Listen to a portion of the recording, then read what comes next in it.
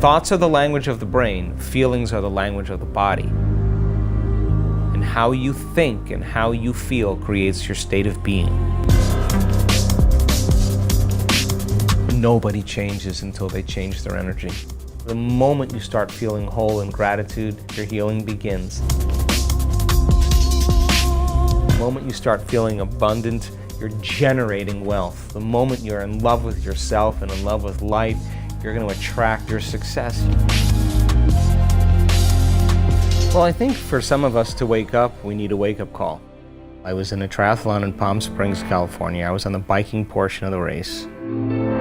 A four-wheel drive vehicle catapulted me out of my bike, and I wound up breaking 6 vertebrae in my spine. I just made a deal with myself that if I was ever able to walk again, I'd spend the rest of my life studying the mind-body connection and mind over matter.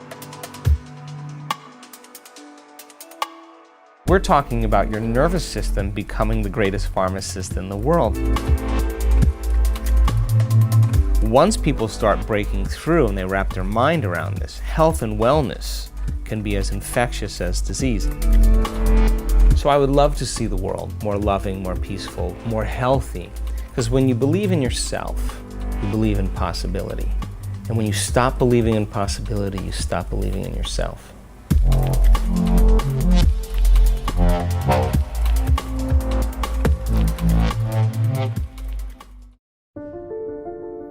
They say that the human race is doomed, that we have lost touch with our true nature, that the media has corrupted us, and that the planet has no future. I disagree. I believe that humanity is full of hope, and that our salvation lies within each one of us. My name is Brian Rose, and my job is to listen, the oldest method of learning known to man.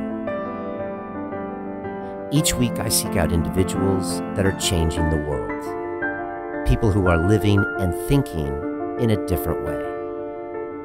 Their stories will challenge your beliefs, make you question your choices, and perhaps inspire you to change. I never planned on doing any of this, but now I can't stop.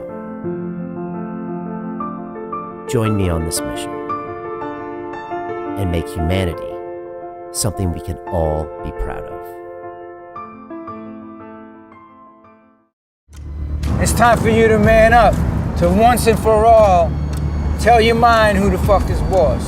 I need a fucking answer. What's it gonna be? I don't know what it is about this fucking sport, but it attracts people that really need to do deep work on themselves. I failed in this city. All these bad memories. I never really felt like I gave a fuck about me or my life. I almost killed myself, like. Think about something that is going to drive you when it really hurts. Some kind of demon you want to fight. This is not Pussy Man, this is Iron Man. Under pressure reveals true character. What are you gonna do? You're gonna be in Chattanooga, May 20th or what?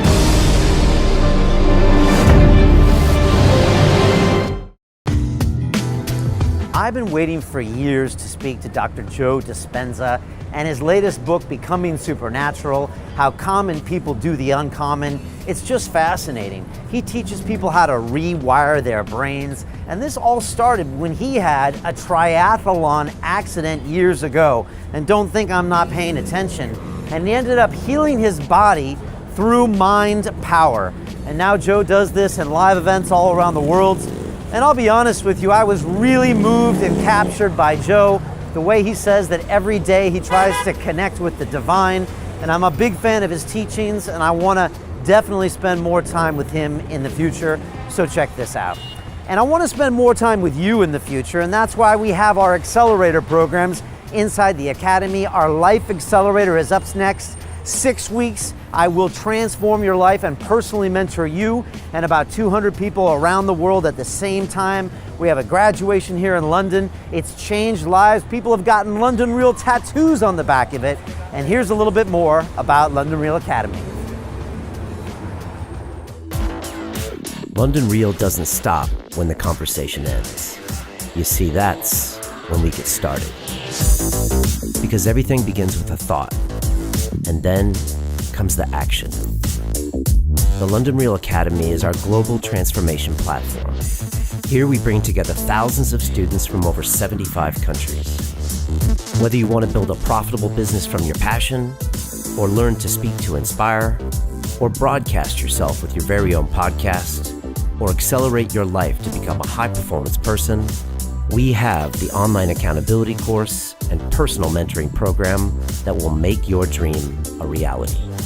Join us, and we'll take your life to the next level, together. Our next accelerator course is starting soon.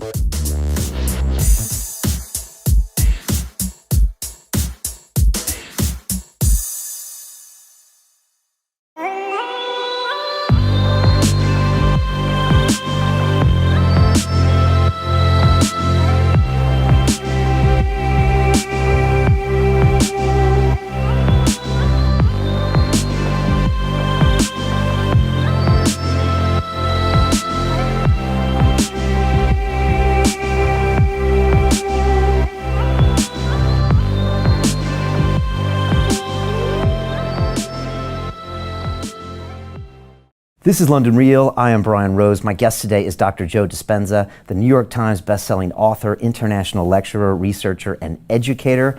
You focus on the intersection of neuroscience, epigenetics, and quantum physics, driven by the conviction that each one of us has the potential for greatness. You teach people to rewire their brains and recondition their bodies to make lasting changes. Your latest book, Becoming Supernatural, explains how common people are doing the uncommon. Dr. Joe, welcome to London Real. Thank you for having me, Brian. It's great to have you here.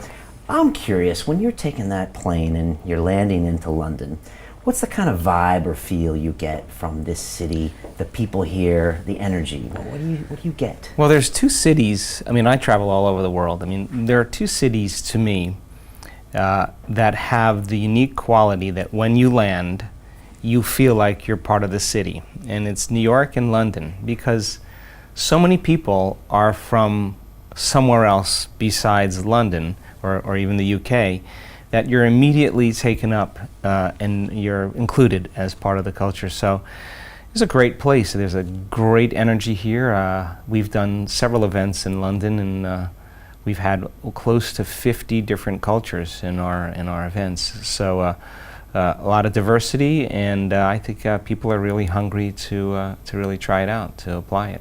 Has this place changed over the years? Yeah, for me, I mean, I was coming here a little over 25 years ago, and wow, the cuisine is amazing now. I mean, you can get great food.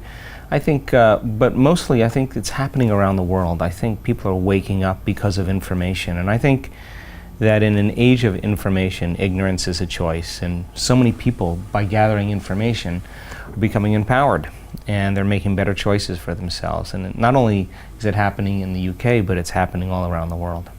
Do you feel like you get different types of questions or different attitudes, say, in the UK and Europe than US or Asia?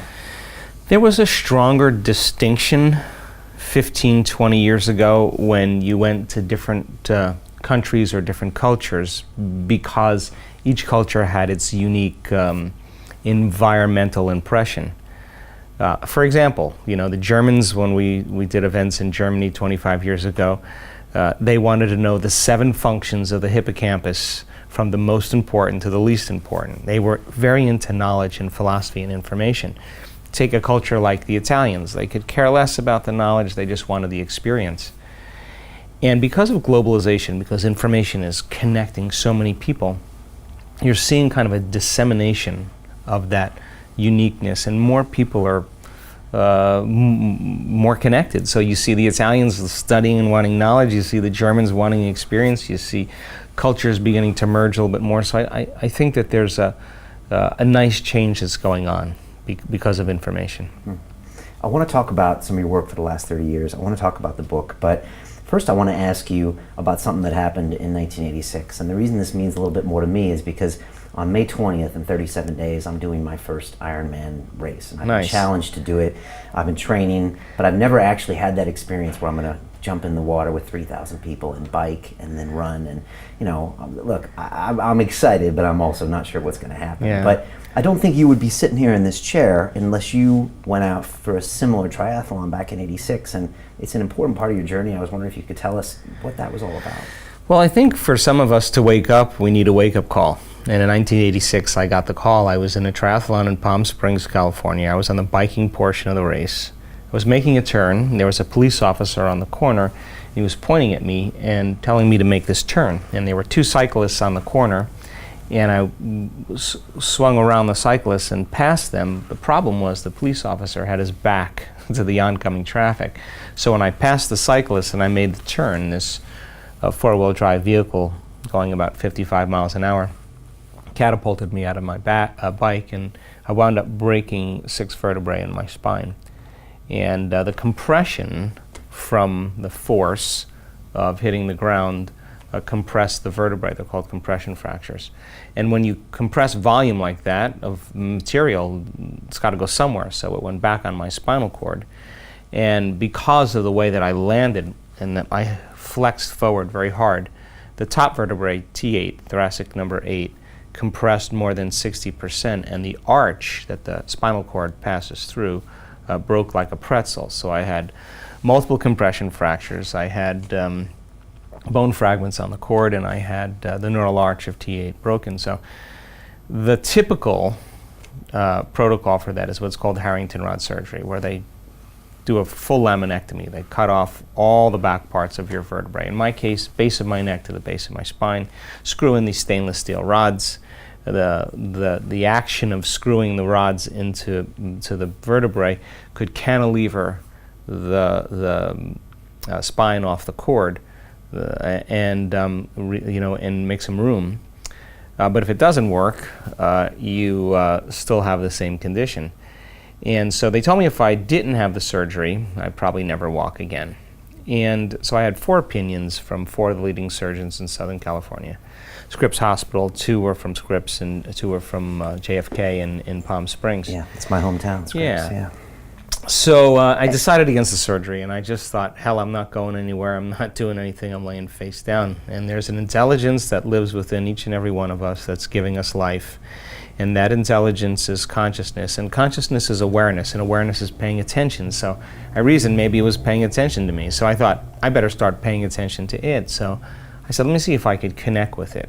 If I could connect with it and give it a plan, a template, a design. And when I was happy with that design and I was completely present, I would surrender my creation to this greater mind, because I certainly couldn't do the healing, but it knew how to heal. Anyway, 6.5 weeks of absolute hell. I couldn't get my mind to do what I wanted it to do. I'd start reconstructing my vertebrae in my mind, and then the next thing I know, I'd start thinking about, am I going to live in a wheelchair? Should I sell my home? Should I sell my practice? And I became aware that I kept focusing on what I didn't want to have happen instead of what I do want to have happen. So I realized that when you're under stress or some type of trauma, that the hormones of stress cause us to always focus on the worst case scenario. That's what survival is about. So after 6.5 weeks, I started getting on top of it. And it took me about 3 hours every day in those first 6.5 weeks to go through it, and I was never satisfied. But about 6.5 weeks, I felt like I hit a tennis ball right in the sweet spot. I went through the whole thing. I never lost my focus, because if I lost my focus, I would have to start all over again, because it wasn't clear. When I went through that process, Brian, and I made it through, something clicked, and all of a sudden it got easier, and my body started to respond to my mind. I mean, quickly. My pain levels dropped, my neurological condition changed. I felt like I had more energy. What took me 3 or 4 hours to do, I was doing in 45 minutes, and all of a sudden my body started healing. And so I was back on my feet in 10.5 weeks. I was back in my life at 12 weeks. I was training again at 12 weeks. And what did doctors say about this? well, the doctors were absolutely clear that I would never walk again, and they were absolutely clear that I had a head injury, that was not fit to make those decisions. In 1986, you just didn't do that back then. And what caused you to even think of this? I mean, what was Joe like back then? I mean, were you open-minded to different ideas? I think I was somewhat open-minded. I was more of a philosopher. I love the principles, but this is an initiation. This is putting it all on the line. This is, and I figured, look, if I'm gonna be in a wheelchair, possibly, at least I gave it my best shot, you know. And so they told me that if I didn't have the surgery, they'd have to put me in a body cast for 6 months to a year. So when I went back to see one of the doctors who was the medical director at Scripps Hospital in San Diego, he was blown away and was so happy for me. He was the one that was giving me the hardest time, and he just couldn't believe it. So during that time, I just made a deal with myself that if I was ever able to walk again, I'd spend the rest of my life studying the mind-body connection and mind over matter, and I've been doing that since 1986. Thanks to that cop. Thanks to him, yeah. And what do the doctors say when you come and say, look, this is what happened to me? You know, what do doctors tend to say when you say, look, this person healed themselves through the power of mental energy, as opposed to what they are trained on, which is, okay, let's cut them open, you know, let's do these things from a physical perspective.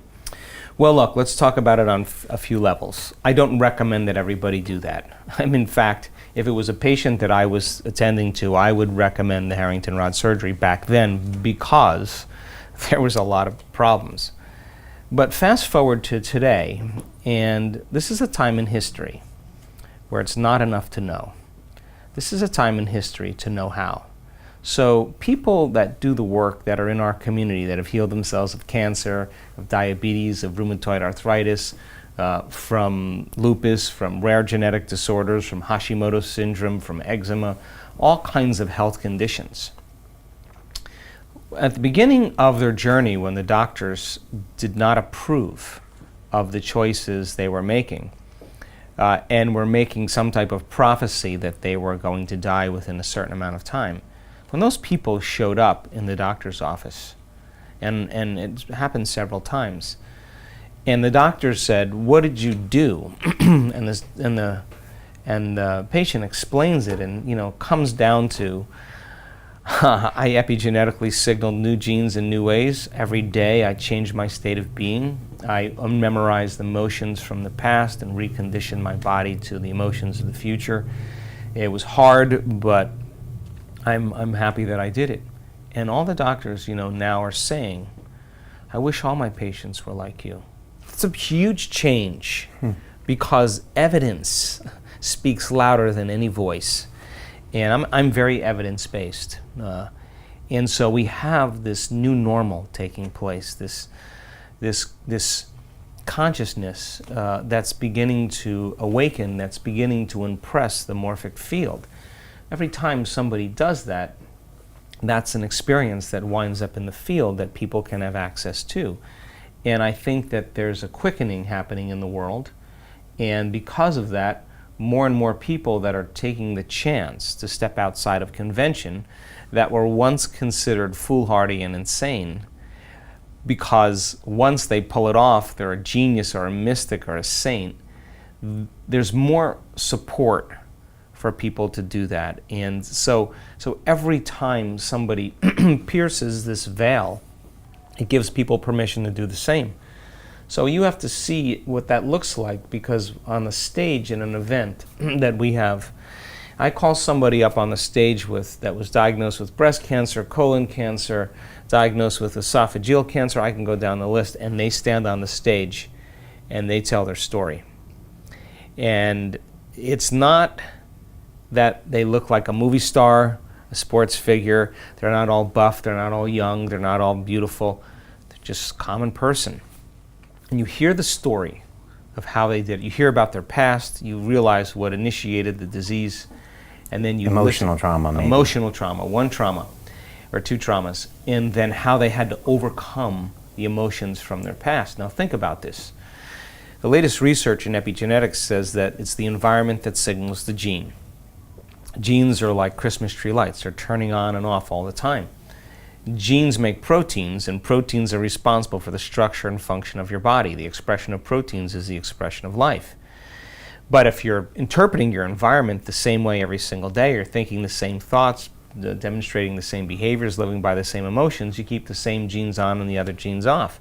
Throw in the hormones of stress, which really downregulates genes to create disease.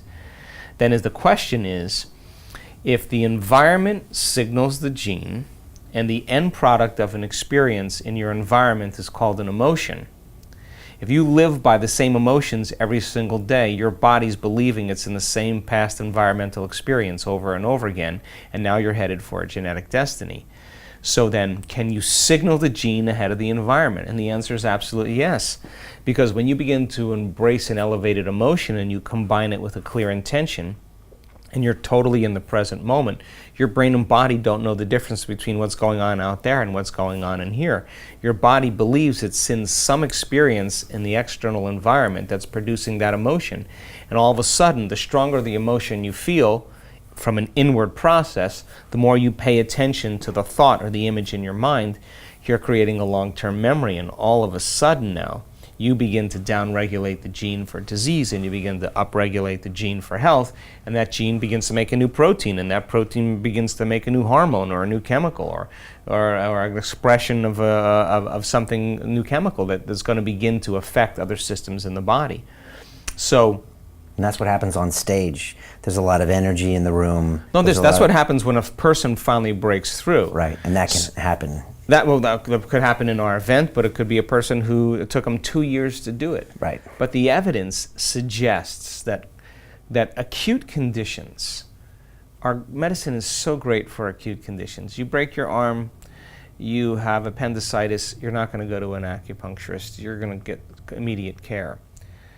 Chronic conditions require a lifestyle change, which means you have to start making different choices. You got to start examining the way you live your life and the choices you make and the thoughts you think and how you manage your emotions. And so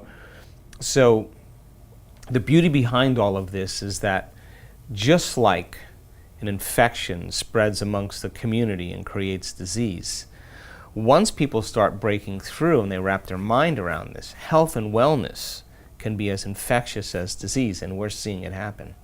And so those doctors they wish they could prescribe this for their patients because they're seeing the results, but you can't prescribe a patient. The patient has to really maybe come to you and really believe this to make it happen. Sure, and as I said, it's not for everybody. I mean, because after 8,500 brain scans, I can tell you that you and I are at our absolute best when we get beyond ourself. And getting beyond yourself is the work.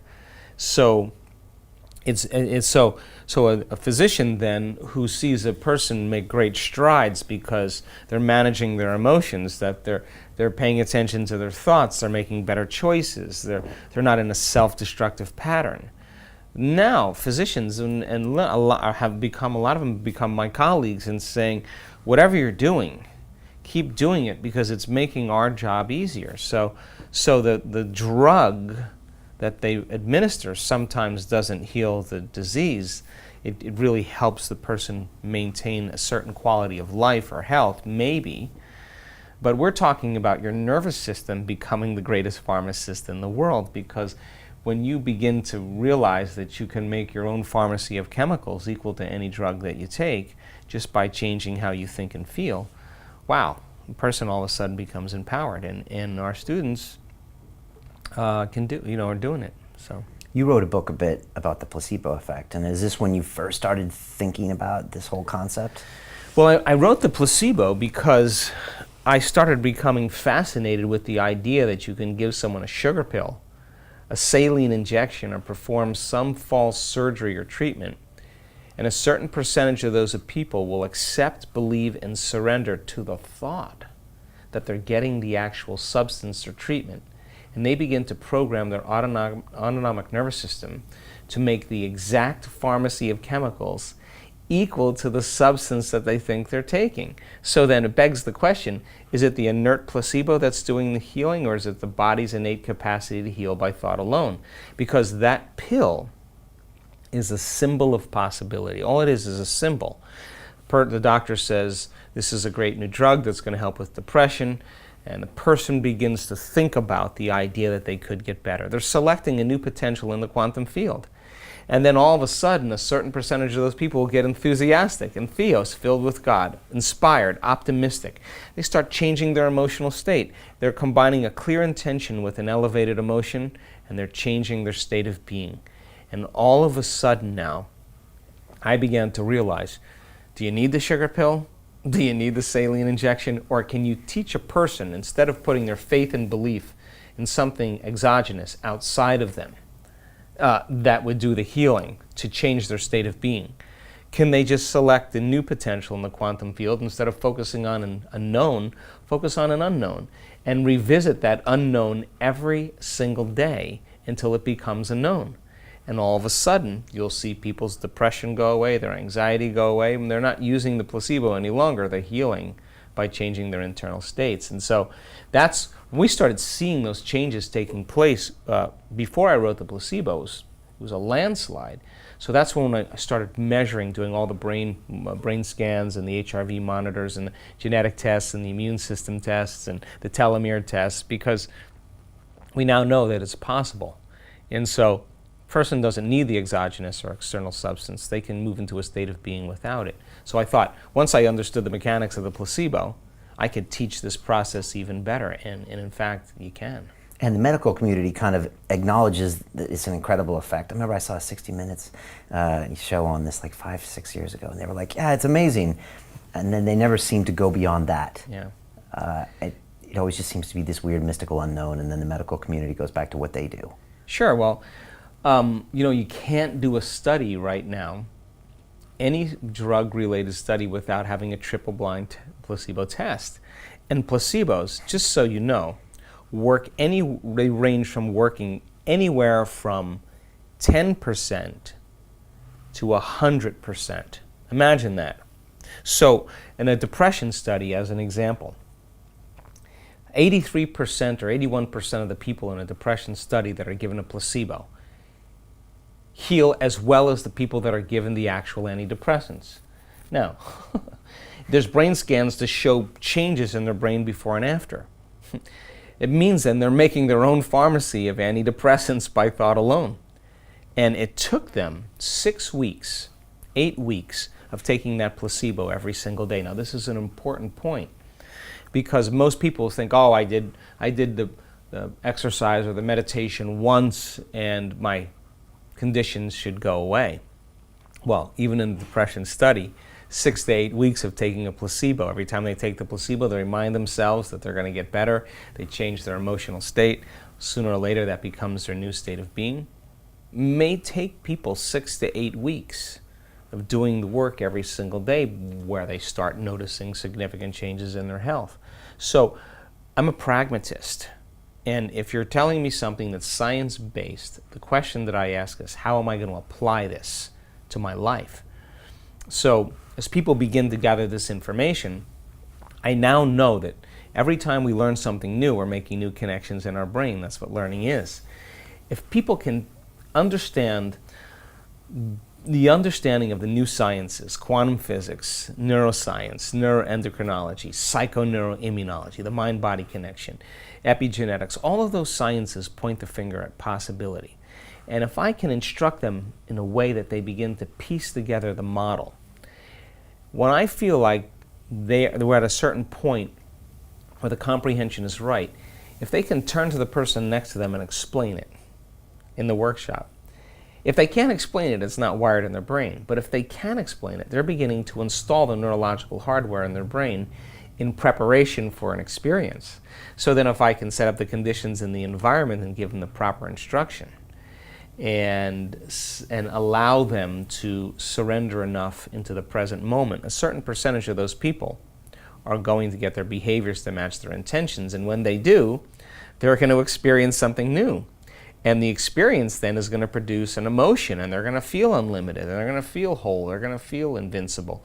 The moment they feel that emotion, now they're teaching their body chemically to understand what their mind is intellectually understood. Now they're embodying the truth of that philosophy by initiating it, which means if you've done it once, you should be able to do it again. And if you can repeat the experience over and over again, you'll begin to neurochemically condition your mind and body to begin to work as one. When you've done something so many times that your body now knows how to do it as well as your mind, now you're mastering that philosophy, and now you're in a new state of being. So we have to go from philosopher to initiate to master, from thinking to doing to being. And once you get to that point where it now becomes innate in you, becomes who you are, then you've memorized an internal state independent of the conditions in your external environment. That's when you begin to master your environment or master your life. And yeah, we're swimming upstream. It goes against convention, it goes against beliefs. How do you teach that to someone who walks into one of your events and is so deep down in the hole, you know, just traumatized by their environment, in the victim mode, you know, attached to everything physical? I mean, how do you get them out of that, get them looking at things differently? Or am I not describing the worst case scenario? Well, no. We have people that come to our events with very serious health conditions. We have people that have come to our events because of post-traumatic stress and childhood traumas or traumas from battle or war. We have people that want new jobs, new relationships, new careers, new opportunities. Some people just want a mystical experience. Some people just want to understand how to create a better life for themselves. So we have people on all different stages, but I really don't care. Because whatever it is that is your vision, you're just going to have to be passionate enough to invest your attention and your energy into that future over and over again. So all of a sudden you start seeing feedback in your life. So you gather a community of people, 750 people, 1,000 people, 1,500 people, whatever it is. But there's a good critical mass number for you. I mean, you find you get some great results when you get into the 4 figures. Yeah, but I've seen it in small events. We run private retreats at times for only 100 people, and it's the same. It's just that what I want to do is dovetail all those new sciences and make it so simple and reason with people, pure reason, to get them to the point that if they begin to make measurable changes, they should begin to see results. And in the beginning, I can tell you that first day or 2 days at an event, there's pushback. Because everybody will say, yeah, I want this, I want that, but we step outside your comfort zone. You learn more about yourself and about others when they're outside their comfort zone. So I push them outside the comfort zone. How? We do all kinds of things. I mean, most people want to sit in a meditation for 10 minutes, but if we're going deep, that meditation is going to go a little longer than where you normally go, because right on the other side of your fear is courage. Right on the other side of your pain is freedom. It's the same energy. It's just trapped in the body. So we set up the conditions to push people a little further than where they normally go, and once they surrender, all of a sudden, more and more people, their energy starts to change, and then all of a sudden, they start connecting with others, and by the second or third day, it's when the miraculous starts to happen. Now, you've been doing this 30 years, but you were telling me earlier that in the last year, you've seen some things that even surprises you, which for Dr. Joe Dispenza, I mean, that must really mean something monumental when you're like, wow, I can't believe the kind of transformations that are happening. What are you doing different, and how is this changing the course of your future? Well, you know, I mean, I never planned on doing any of this. You know, I just never planned on doing any of this. But after my injury, and I started studying spontaneous remissions and looking to see if other people had a similar experience as me. And definition of a spontaneous remission is? You're treating conventionally or unconventionally, and you're staying the same or you're getting worse, and all of a sudden you get better. And I wanted to know what the cause was that produced that effect. And spontaneous remission is a safe phrase for the medical world, because they don't want to correlate it with any indicator, especially if it happens outside of the current belief. So when I studied spontaneous remissions, I traveled to 17 different countries and started asking some really important questions that people had breakthroughs and healed. And I wrote a book about it, and then when I realized what the common things were, I thought, well, if it had worked on sick people, it should work on well people. And so we started teaching seminars and events. So fast forward now, when we started seeing people in our events start healing in a weekend workshop, like tumors shrinking by 40%, hearing coming back. I mean, crazy stuff that you just, for me, I could go with it, but I was like, they got to be signaling genes in order to do this. So then I thought, okay, let's measure. So then I gathered a group of scientists and researchers, and we started doing these advanced workshops. And you know, we measured everything. We measured brain waves. We've measured HRV, you know, heart rate monitors. We've measured the energy of the room, the energy around people's bodies, the energy centers of their bodies. We've measured immune response. We've measured neurotransmitters. We've measured gene expression, gene regulation. We've measured telomere lengths.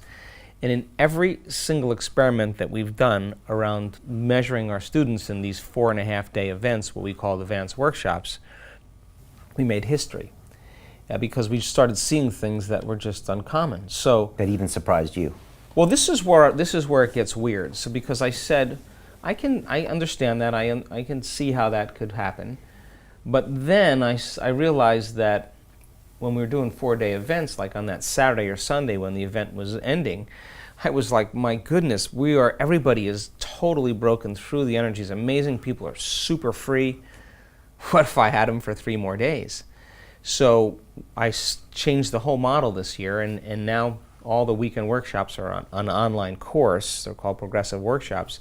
I don't teach the 4-day advanced workshops. I teach the week-long advanced workshops. So now we've done 2 advanced week-long advances. And you know, people standing in front of a camera, I didn't even see these people, start talking about their disease or their condition, and in one instant in those events, people stepping out of wheelchairs. We had 3 people in our last week long step out of a wheelchair. Now, I was very, very surprised in witnessing this. People, you know, that came with crutches and, you know, 2 crutches or walking without crutches with peripheral neuropathy where they couldn't feel their feet, spinal cord injuries. I mean, it just turned into this insane, like it was miraculous. And when I asked at the end of the event, how many people have had a healing or change in their health condition, I thought maybe I would see like, in our second event, a group of 850 people, I thought maybe we'd see like 20. It was like 150 people that stood up. And we started passing the mic around, and stories were outstanding. I mean, some latent systems must have been switching on in these people's bodies because they walked out of there completely different than when they arrived. Now, half of it is getting people past that point. The other half is just the fact that as the energy starts to change, I mean, every time you react, you draw from an invisible field of energy surrounding your body and you turn it into chemistry. And the vital field of energy that's being emitted from your body shrinks a little bit. Keep reacting every single day because of some threat in your external environment, real or imagined. You keep doing that, you draw more and more energy from the field, and you have no vital energy for growth and repair. In fact, you feel like you're more like matter and less like energy, more like particle and less like wave. And when we're driven by the hormones of stress, which is about 70% of the time for most people, we force outcomes. We control outcomes. We try to predict outcomes. We fight for outcomes. We manipulate outcomes because we're matter trying to change matter. And there's only a certain amount of things you can do, right? You compete, you do all those things. But when you begin to open your heart and you begin to regulate an elevated emotion. That sounds like my life as a banker, by the way. Yeah, for a lot of people. Yeah, it was forcing it. And, Yeah. you know, you can force it to a certain extent, at least you think you can. It'll make you sick. Yeah. It'll make you sick. It'll get short-term potential quote-unquote gains, Right. But then it's transient. So when people start to open their heart and they start creating an elevated state, and you can train people how to do this, and we measure it, the heart begins to beat in a more coherent way. It begins to produce a measurable magnetic field, 2 to 3 meters wide. That's frequency, that's energy, and all frequency carries information. So now the person lays the intent, the thought on that frequency. And the more elevated the emotion, it makes sense that that thought can only be carried by an emotion that's equal to that thought. In other words, you can't feel unworthy and have the thought of abundance. That energy, or suffering, that thought can't be carried on that energy. It's got to be carried by an elevated state. So, as you're sitting next to a person who's breaking free and opening their heart and giving up guilt for joy, giving up fear for courage, whatever it is, and they're regulating those states, and I'm sitting next to you, and our fields begin to interfere, all of a sudden, if you're coherent and I'm coherent, we're going to create a bigger wave. The higher the amplitude, the higher the energy in the room. So if you have 750 or 850 or 1,000 people doing this, there comes a critical mass moment where I just have to get out of the way, because now I'm no longer, it's already happening. There's a momentum that's going. And so at the last two advanced week-longs, we do what's called coherence healing. And I talk a lot about the research that was done out of Yale University about the field and biological systems. And you set a person down, they're laying there, and you have, we call it the cage. You put 8 people around them, 3 on this side, 3 on this side, head and feet. And they begin to raise their energy, and they get beyond themselves. They connect to the field. In other words, that's an important part of it. That's a very important part. You can't be thinking, my back hurts or my knees hurt, because if you're doing that, you're not there. You can't be thinking, how long is this going to go? If you're thinking about time, you're still in 3-dimensional reality. If you're thinking, am I doing this right or am I doing it wrong? You still haven't gotten beyond your analytical mind. But if people have been crossing the river of change for 5 days and we start doing the coherence healing towards the end, and all of a sudden they know how to put their attention on that field beyond their hands, they know how to open their heart, they know how to get beyond themselves. And I'm standing on the stage and I'm watching people laying on the floor without being touched. Their bodies are convulsing. Nothing's touching the ground but the back of the person's head and their heels. They're in an arch like this. And the people are just sitting there and they're unaware of it. And that's energy affecting matter. Change the field, you change matter. And I'm witnessing this in the last 2 events, and people who had broken necks and walking with canes getting up afterwards and saying, I have no idea what just happened, but I have never felt that amount of love move through every cell of my body. That's what I want to be the new norm. That's what I want to be common. And it just takes getting beyond yourself and then directing your attention in the right way, and it becomes a skill. And we've got enough measurements now to know that you can make it a skill. It's fascinating because my MIT-trained engineer brain is saying, okay, you can't quantify the energy and you can't do all of these things. But I've been in the room when you're with people on these higher energy levels, whether it's some monk that's meditating in the corner, and I feel different than if it's some taxi cab driver that's shouting at someone. Mm-hmm. So I've been a part of this, and yet it's not taught in my science to be quantified. Sure. And so I'm always going back and forth, but I feel this stuff. I used to be the guy that fought through things as the banker, and now with London Real, I actually get exposed to a lot of these concepts, and I teach kind of the caveman versions that you talk about in your books, But like you said, certain these things can't exist at the same time. You Sure. can't be in abundance and also feel this. And so I've seen it work, and it's interesting that you're now taking it to another level and almost quantifying it. Well, here's the interesting thing. This will appeal to your engineering mind, and I have an older son that's got a master's in engineering, and we go back and forth all the time. It's hard to measure energy. What you can measure is the effects.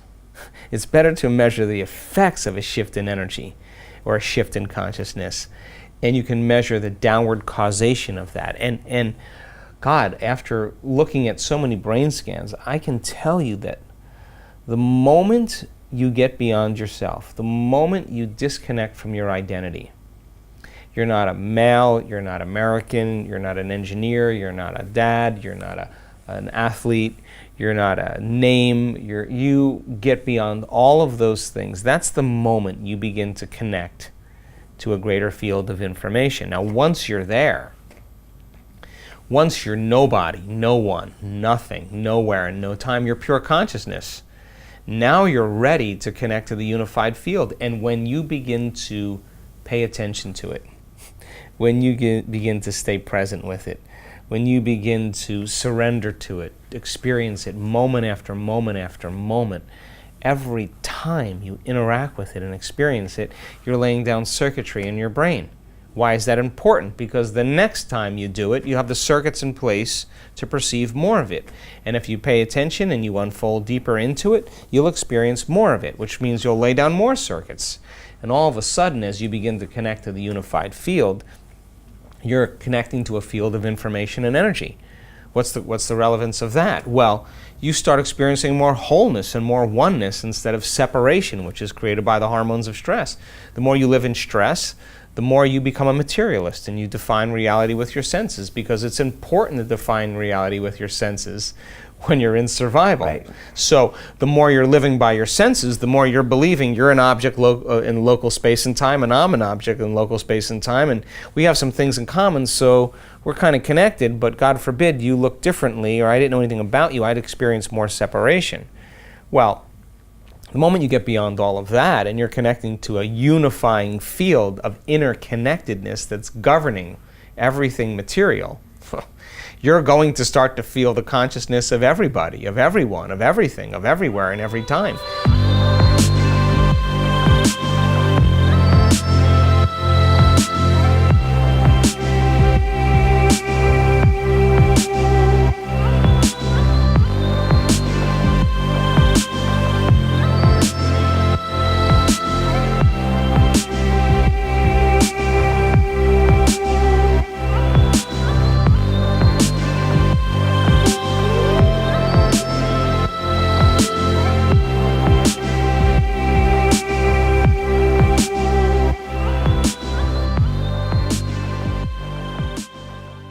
Hi, it's Brian Rose from London Real. You probably know that we've just recently been re-platformed on YouTube after 25 months completely in the dark. The truth is, I really need your help.